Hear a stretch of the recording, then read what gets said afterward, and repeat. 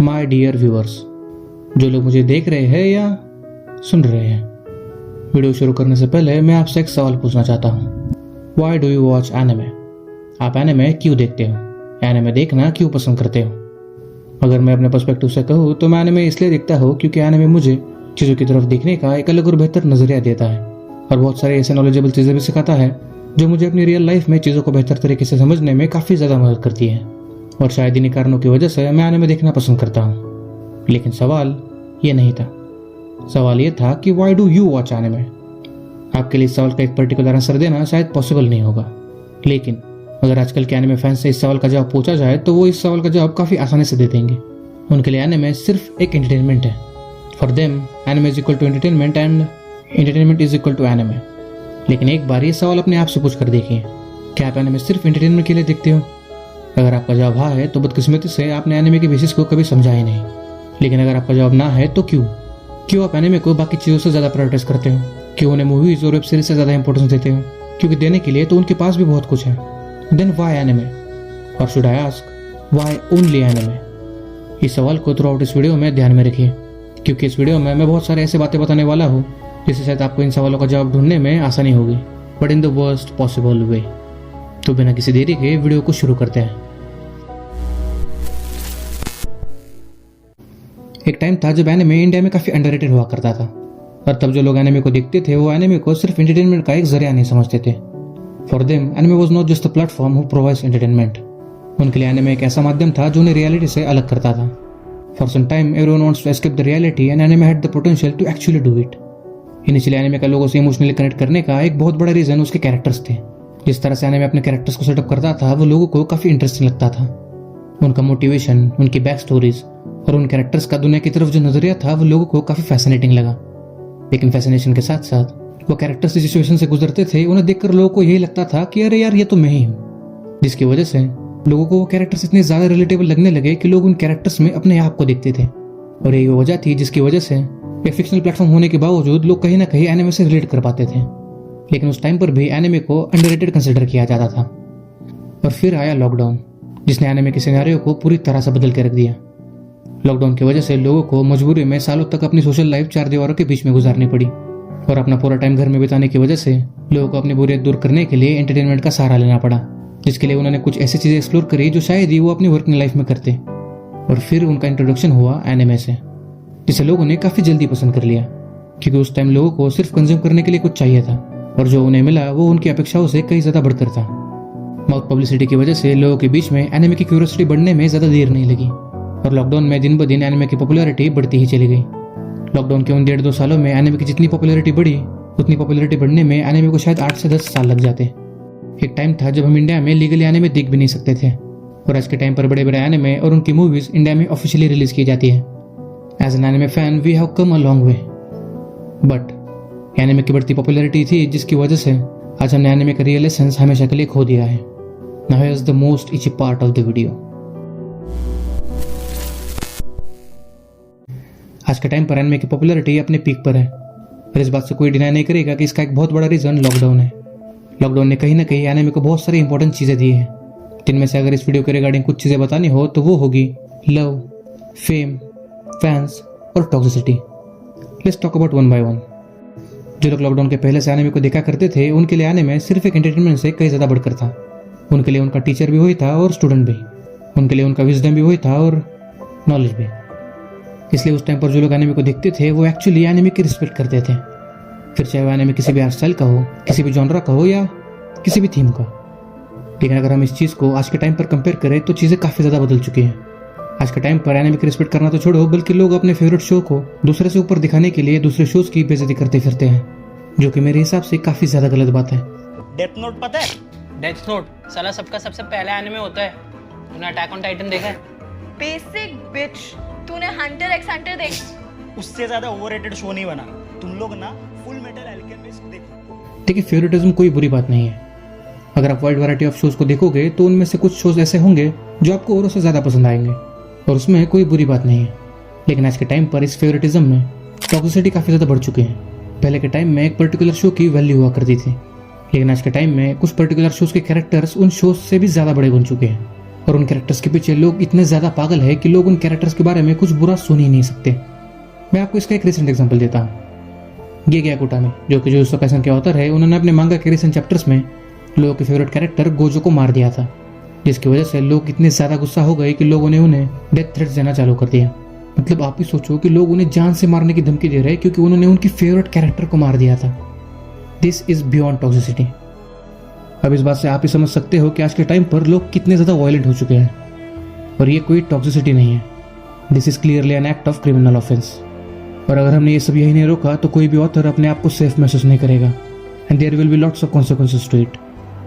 अब ऐसा नहीं था कि इससे पहले किसी पर्टिकुलर कैरेक्टर के फैंस नहीं थे, बिल्कुल थे, लेकिन वो पर्टिकुलर कैरेक्टर कभी भी उस शो से बड़ा नहीं था।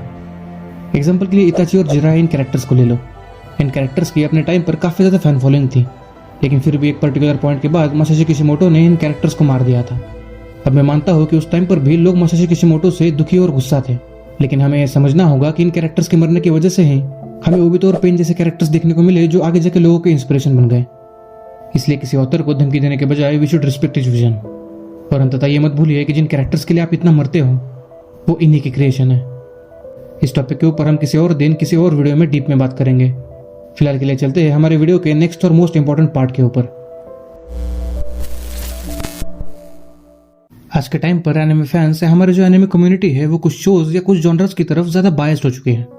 अब मेरा ये स्टेटमेंट सही है गलत, इस चीज को साबित करने के लिए आपको सिर्फ लोगों से उनके फेवरेट शोज के बारे में पूछना है। और जब आप लोगों से उनके फेवरेट शोज के बारे में पूछोगे तो majority fans jujutsu Kaisen, demon slayer या अटैक ऑन टाइटन इन्हीं शोज का नाम लेंगे। और इन तीनों ही शोज में एक चीज कॉमन है और वो है एक्शन। ये तीनों ही शोज ज्यादा एक्शन फेवर्ड शोज हैं।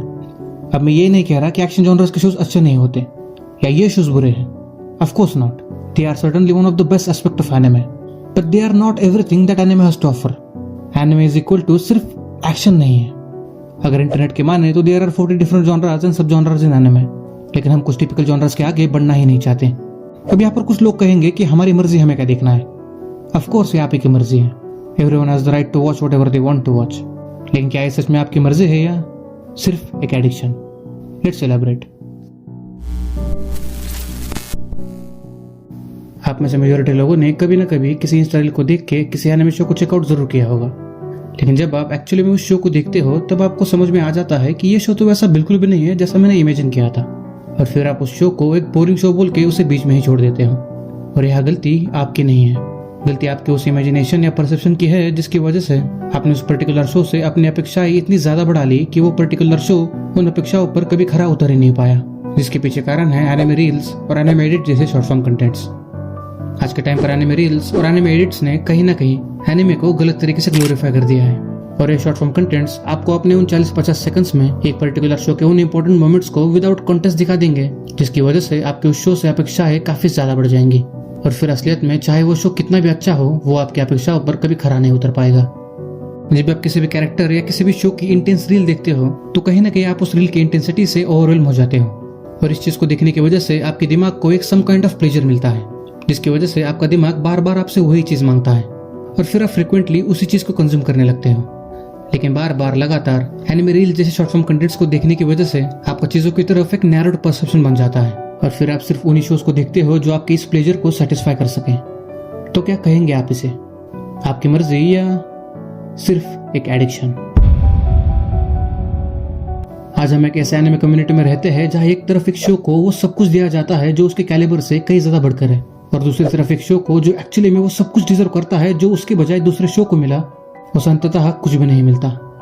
जस्ट बिकॉज वो शो आपको कोई ऐसा बैडस कैरेक्टर नहीं देता जिसपे आप सिम कर सको या चीजों की तरफ एक रियलिस्टिक अप्रोच रखता है, इसका मतलब ये नहीं कि वो शो आपके रिकग्निशन के लायक नहीं है। चलिए छोड़िए, ज्यादा बोलूंगा तो विवाद हो जाएगा, लेकिन अब इस बात से शायद कोई डिनाई कर पाएगा कि आज के एनिमे कम्युनिटी एक नैरो माइंडेड कंजर्वेटिव अप्रोच वाली कम्युनिटी बन चुके हैं, जहाँ आज के टाइम पर भी सिर्फ उन्हीं शोज की हाइप है जो ज्यादा एक्शन फेवर्ड है या जिनमें ज्यादा मसाला है, और जो शोज एक्चुअली में लोगों का अटेंशन डिजर्व करते हैं वो हर बार की तरह अननोटिस चले जाते हैं। और अगर चीजें इसी दिशा में बदलती रही तो एक टाइम बाद एनिमे की डाइवर्सिटी पूरी तरह से खत्म हो जाएगी। जो एनिमे अपने अलग अलग जॉनरास और आर्टिस्टिक अप्रोच से बड़े बड़े सोशल इश्यूज और कॉम्प्लेक्स थीम्स को एक्सप्लोर करा करता था, वो सिर्फ एक नैरोड सिंगुलर प्लेटफॉर्म बनकर रह जाएगा। और अगर ऐसे रैपिडली लोग सिर्फ एक्शन जॉनरा पे शिफ्ट होने लगे तो क्रिएटर्स मीनिंगफुल शोज बनाना ही बंद कर देंगे और आपको सिर्फ वही दिखाएंगे जो आप देखना चाहते हो, एक्शन एक्शन और सिर्फ एक्शन। कुछ देर पहले मैंने आपसे कहा था कि एनिमे कम्युनिटी का एक्शन फेवर्ड प्लेटफॉर्म बनने में एनिमे रील्स और एडिट जैसे शॉर्ट फॉर्म कंटेंट्स का बहुत बड़ा हाथ है, लेकिन वो पूरी सच्चाई नहीं थी। असलियत में गलती कहीं ना कहीं हमारी ज्यादा है, क्योंकि वो हम है जिसकी वजह से आज चीजें इस हद तक पहुंच चुकी हैं। वो रील्स बनाने वाले भी हम हैं और उन्हें देखने वाले भी, उनसे इन्फ्लुएंस होने वाले भी हम हैं और उन्हें अपोज करने वाले भी, शोज को ओवररेटेड बनाने वाले भी हम हैं और अंडररेटेड का नारा लगाने वाले भी। इसलिए इसका सिर्फ एक ही सोल्यूशन है, और वो है हम एनिमे फैंस। अगर हमें चीजें बदलनी है तो कहीं ना कहीं हमें अपने पर्सपेक्टिव को बदलना होगा। मैंने बहुत सारे सोशल मीडिया पे देखा है कि जो लोग एनिमे को बच्चों का कार्टून बोलते हैं, उन्हें हमारे एनिमे कम्युनिटी के फैंस काफी अच्छे तरीके से जवाब देते हैं। उन्हें बोलते हैं कि देखो, एनिमे में सीखने के लिए कितना कुछ है, एनिमे कितना नॉलेजेबल है, कितना साइकोलॉजिकल है, कितना फिलोसॉफिकल है, लेकिन क्या हम सच में इन सब चीजों को अभी भी मानते हैं? और we are just being a hypocrite. याद है वीडियो की शुरुआत में मैंने आपसे एक सवाल पूछा था, why do you watch anime? अब वो सवाल थोड़ा सा बदल देते हैं। सवाल होगा, what made you to start watching anime? ऐसी कौन सी चीज थी जिसकी वजह से आपने एनिमे देखना पहली बार चालू किया था? ये सवाल अपने अंदर के उस बच्चे से पूछिए जो अभी भी एनिमे का दीवाना है, और जाते जाते कमेंट में बताते जाना कि क्या जवाब मिला। वीडियो खत्म हो चुके हैं, इसलिए अगर किसी को वीडियो को छोड़कर जाना है तो जा सकते हो। बस जाने से पहले यही कहना चाहूंगा कि वीडियो में बताया हुआ सोल्यूशन शायद आपको थोड़ा इमेजिनेटिव लग सकता है, लेकिन यकीन मानिए this is the best solution. कहने के लिए तो मैं ये भी कह सकता था कि दूसरे शो को देखिए, उन्हें सपोर्ट कीजिए, लेकिन एट द एंड मैं कौन होता हूँ आपको ये बताने वाला कि आपको देखना क्या है। I think you guys know what's best for you. और हाँ, सबसे इंपॉर्टेंट बात, इस वीडियो में मैंने जिन जिन शो का नाम लिया है उन्हें मैं बिल्कुल भी हेट नहीं करता। I love them as much as you do. मेरे लिए इन शोज को देखना कोई गलत बात नहीं है, लेकिन सिर्फ इन शोज को देखना गलत बात है। But I am nobody. मैं तो बस आपको एक अलग पर्सपेक्टिव दे रहा था। After all it's just a matter of perspective.